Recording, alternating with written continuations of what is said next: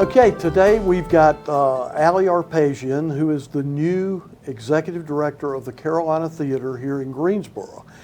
And we're going to get down, you're going to learn who she is, you're going to learn about the Carolina Theater, and hopefully come to one of the new shows that they'll be hosting. So, Allie, yes. Tell us a little bit about you, and let's start with, I know you're not originally from here. That's right. So, and I know you're a Delaware Blue Hen as far as the, am I right? Yes, that's right. As far as colleges go. So, give us the nutshell. Ooh, I'll try my best. Oh, you can do it. But yeah, I'm originally from Bucks County, Pennsylvania, 45 minutes outside of Philly, but I've been here for 14 years, and I love Greensboro. Excellent. You do know that we have more Quakers in Guilford County, North Carolina, than Bucks County, Pennsylvania. I didn't actually know that, but that's a fact. But I do have a lot of Quaker friends that I sing with, so that makes sense. There you go. Yeah. There you go. That makes sense. Okay, you sing with. Tell us about your singing. Yeah, I sing professionally with bel canto. And Excellent. I've been in that for over a decade. Wow. So that's been a really great outlet, and had a lot of cool experiences with them.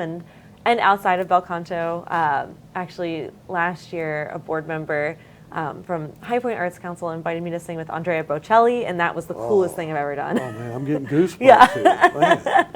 Man. Really Actually, cool. when I'm in the shower, I think I'm Bocelli. Yeah. But it doesn't work. It doesn't work for anyone in the house. But It's really cool. so now, you mentioned the High Point Arts Council, Yeah. so that's where you were before coming to the Carolina Theater. Tell us a little bit about that. Yeah, so I was the president for the High Point Arts Council. So, we had a much smaller theater than Carolina Theater, but very large building, 23,000 square foot building with a bar and everything that I would manage. And I did all the fundraising and programming and marketing and overseeing of the Arts Council. Wow. And the grant administration too. Yeah. That's well, I guess you could herd cats too. Yeah, then. something like that. If you can, felt like that at times, yeah. And push a rope and all those metaphors for challenging. That's right. Challenging places. So you came from the High Point Arts Council, but you're talking about being here for 14 years. Yeah. Prior to that, were you in Bucks County? I mean.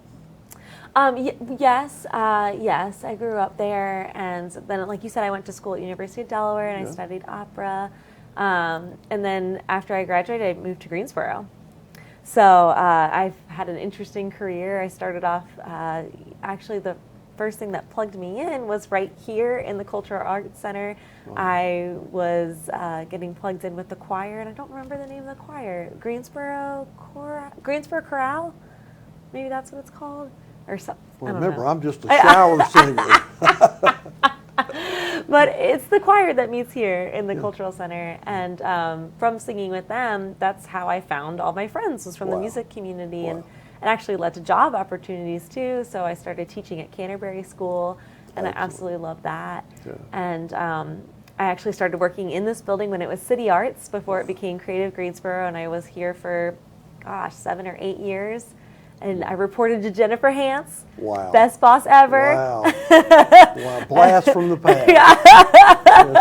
Yeah. We always knew Jennifer when we'd have music for Sunday evening in the park. I helped her with that. Oh, my gosh. Yeah, I helped her with that. And then she got her promotion, and then I really helped out big time for that summer in transition. And I did the Opus summer concert series. I helped her with Opus. Wow.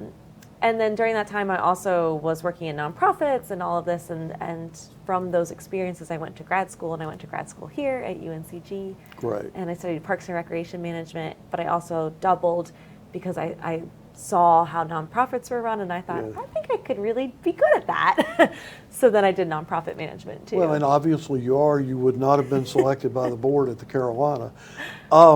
So tell us now, you have a young girl as a daughter, and so, well, I have two, so I believe me that, if you wanted to talk about little boys, I don't know.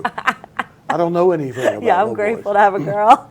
Right now, I'm sure that tune will change, and Nah, it won't change. deal with big No. things. Yeah. It's great. I had a client one time tell me that when you have, and she was talking to me because she says, the way they say mama and the way they say daddy are two different ways. It's always going to be mama when they scrape their knee or when they break up with their boyfriend or whatever. You get all that, but when it's an A on the report card or I got a promotion, it's daddy.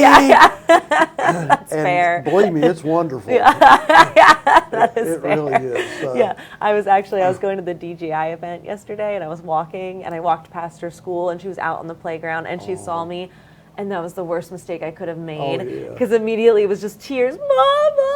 And then I had to go into the school, give her a hug, have her walk with me to the DGI thing, have my husband be outside there so he could pick her up. Oh, So man. yeah, Nothing like it. I'm validating that Those you're correct. those days will be over very quickly. Oh, I'm so gonna miss enjoy it. it. Yeah, Enjoy it. yeah, I'm loving it. Well, let me ask you this: what I know that the Carolina Theater has done so many things over the years. Several years back, they went through a multi-million-dollar restoration, and it is a showplace like no other. And we're very fortunate to have it.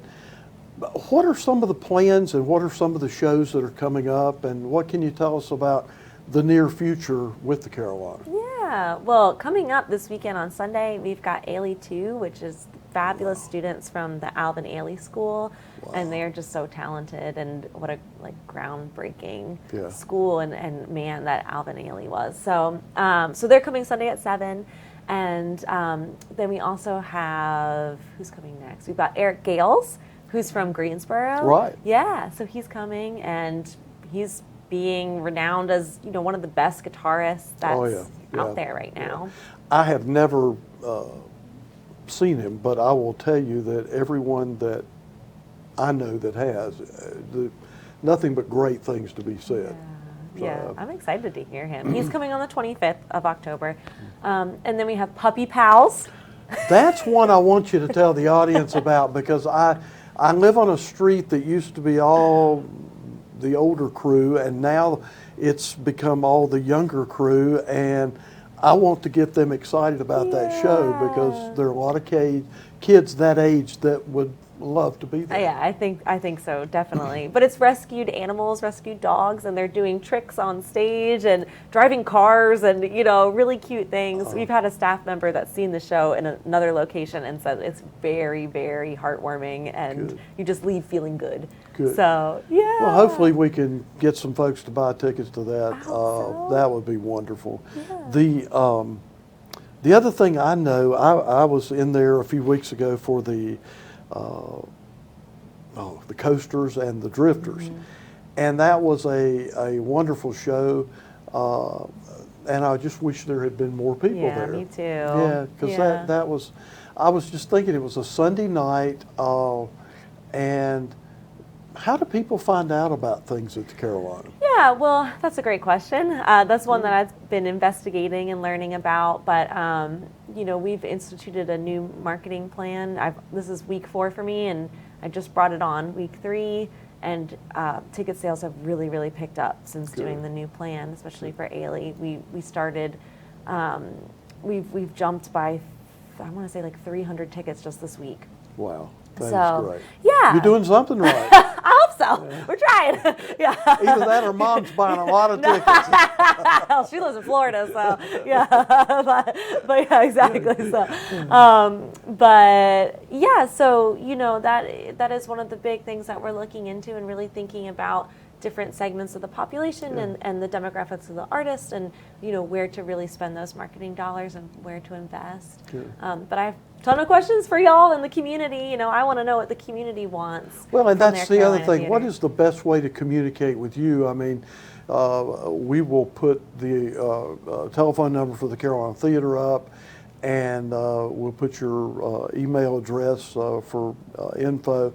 But I know how you are looking for ways to improve and make things better for the visitor experience. And I love hearing you say you want the public to let you know what they want to see and do, because the Carolina, you know, for a short period of time, I'd like to say short period of time, has been kind of overshadowed by the opening of the Tanger Center. And in my mind, they're just two different things, and they don't really, if there was a Venn diagram, I don't think there would be much intersection, because you don't do the same things. Right, So yeah, exactly. what do you see as the biggest differentiation between the Carolina Theater and Tanger?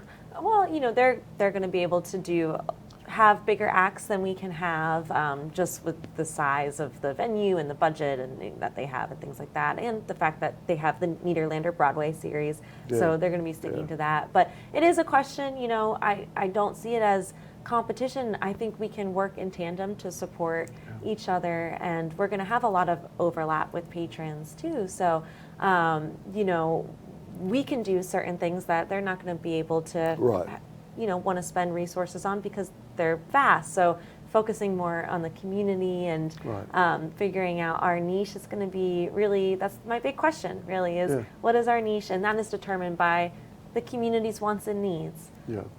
Well, I know that I was walking down the street the other day, and all of a sudden the doors opened and all these police people started coming out. And I'm like, what is going on here?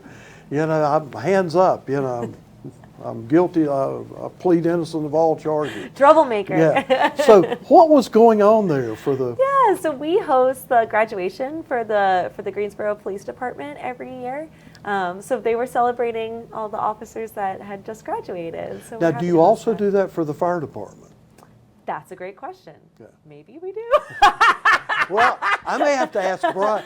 Brian says yes. Okay, we do. We love our police and fire department at the Carolina Theater. And we want a prompt response if there's smoke coming out of the Carolina Theater. That's right. Oh, well, I tell you, it was amazing, because I had not anticipated the doors opening and all these graduates and wearing their dress blue uniforms and family taking pictures of them, and it was a little startling at first, but I'm sure to an outside but it's always bystander. great when you see those doors open and people come out.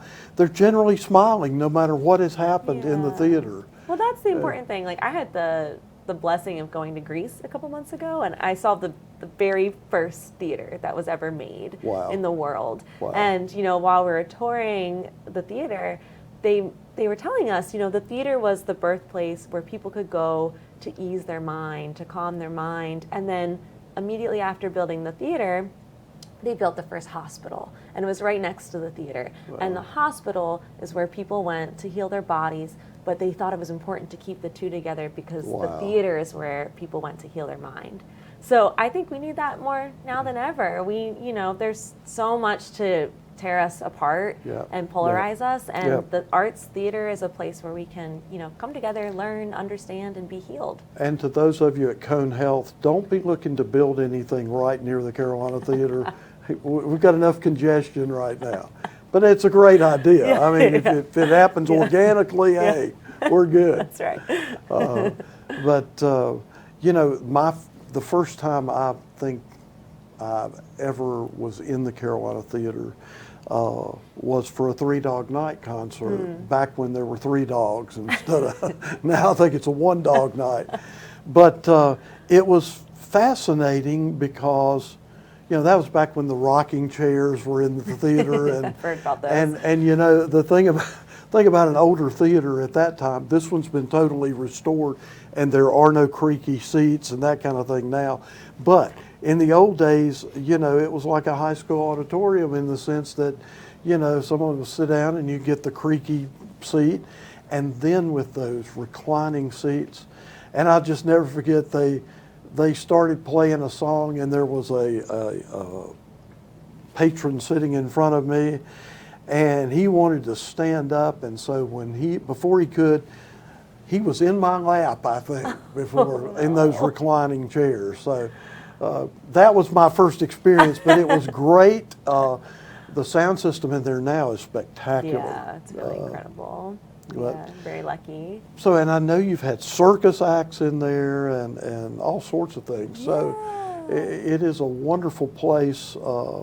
And I hope that, we'll see a lot of new things come through there. Yeah, definitely. And we have Postmodern Jukebox also is coming in December, which, they're really popular on YouTube. Tell us, what is that? Because I keep hearing You keep it. hearing about it. Yeah, they got really, really popular on YouTube for I don't know, maybe it's been a decade now. But they take pop songs and they make them into these jazzy kind of standards, and they're really cool. They're really talented. So it is like an act on stage? Mm-hmm. Okay. Yeah, Wow. yeah. So it should be fabulous, and Well, and I have to tell you, one of my favorite things is the film series that comes out, and especially in the summer, to go see The Godfather on the big screen, or Jaws, or I think Jaws has become one every year around the 4th of July. It's, get used to it. yeah. Yeah. And but it's great because there are we've gotten so used to, of course, the small screen, which now you can have a big screen television, but there's nothing like sitting in a theater and watching a movie up on the big screen. It's just a different feel. For me, the best thing is the popcorn. Oh. Because I love popcorn. I think I've tried popcorn in almost every venue It is the around best. town. It's the best. Carolina Theater, best popcorn. Well, there are people that go to the Carolina Theater just to get the popcorn. It is the best popcorn. And I will tell you, we interviewed Lynn Donovan here a while back, and of course, heard the story about the popcorn and her husband, and it's amazing. And I'm a connoisseur of popcorn myself. Yeah. So, I think I'm only doing the job at this point for the popcorn. for the popcorn. Yeah. Well, I hope they're paying you more than popcorn. Oh, yes. but it's my personal incentive. Yeah. Well, and I'll tell you the other thing. When I walk into a show, it is amazing. And I know there's no one back there saying, smile, smile. But the people working in that snack bar are always smiling. They look like they're happy to be together. And it's like, now that's something you just don't see at a normal venue. Yeah, it's a really great team. Everybody cares a lot about what they do, and they care a lot about the people that come through the doors, because everyone's really special to us. So. Well, I know how forward people are looking to you, getting here. Sweet. And so I really hope that things go the way you want them to go, and we can see a lot of new stuff there and a lot of changes. But part of the charm of the Carolina Theater is the building itself. And sitting in that building for any show is different than going into some sterile theater, where, the statuary in the Carolina Theater is gorgeous. The ceiling, the carpeting, the seating now. I remember for years, like on airplanes, the seats seemed to shrink. And now, some of the seats in the Carolina Theater are the most comfortable seats anywhere. So there's a lot to be said about just the physical building. Yeah, I've been taking my laptop just to sit in the theater and let it speak to me. Oh, and it probably does. Yeah, I think when it you does. think of some of the people that have been on that stage, that is an amazing thought. And getting ready to celebrate 100-year anniversary. And, Yes. wow, that's a long time. Yeah, just a few Even more I'm years. not that old. But so the Crown. Tell us about what differentiates. Like, for example, they will put a movie in the main theater, and then they'll have some movies in the Crown. That's a great question. I have the same question. Yeah. Because I've actually had people say they went down, they thought they were going to see it on the big screen, and they're ushered to the Crown. Yeah. I have a lot of questions when it comes to the two. But I think the Crown is a really awesome space, and I'm grateful that we have it, because from my understanding, it's kind of a newly renovated space. But from my perspective, I see the Crown as a wonderful, safe, financially less risky area for us as a nonprofit that we can explore and play in. Like, Yeah. I would love to see children's theater productions in yes. there. It is a black box theater, Yeah. you know, so more live arts happening in the Crown. And I will say, I just remembered the first time I ever met you, you were with the High Points Arts Council, and the big announcement about the economic impact of the arts was being made in the Crown. And someone grabbed me and said, hey, you need to meet Allie Arpajian. And I think we spoke, and you go, I got to go pick up my daughter at daycare or something. I mean, it was like, you really didn't have a lot of time to talk.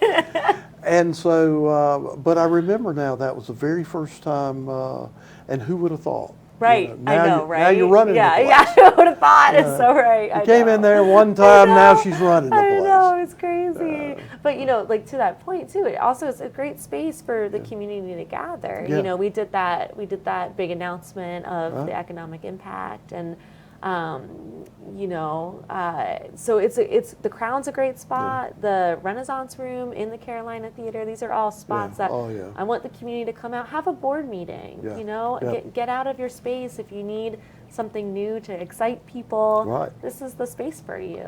Well, you know, I've often said this about the Carnegie Library that is down at Bennett College, that one thing, because it's small, it's not a large facility, but nonprofits should have their board meetings in a place like that because, number one, it's historic, it's underutilized, and I think that it should, you know, this new generation should know, you know, what Andrew Carnegie did by building libraries, and I think that one actually has up there in the blasted into the front of it that it's a Negro library. So it was, even at the time, they knew they were putting it in a spot where there possibly wasn't a library. So, and it's such a beautiful historic building too.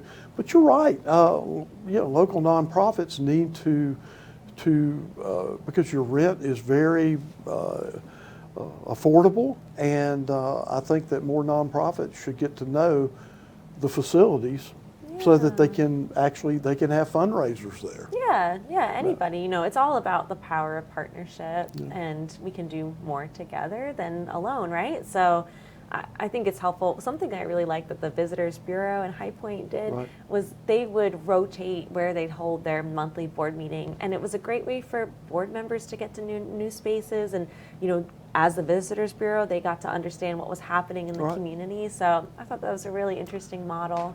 Well, and we have so many, there are a lot of opportunities just right around the theater. Right, you exactly. know? So I just feel very excited for you because your previous director had been there for what, 30 years? 40, I think. 40 maybe? I think 40.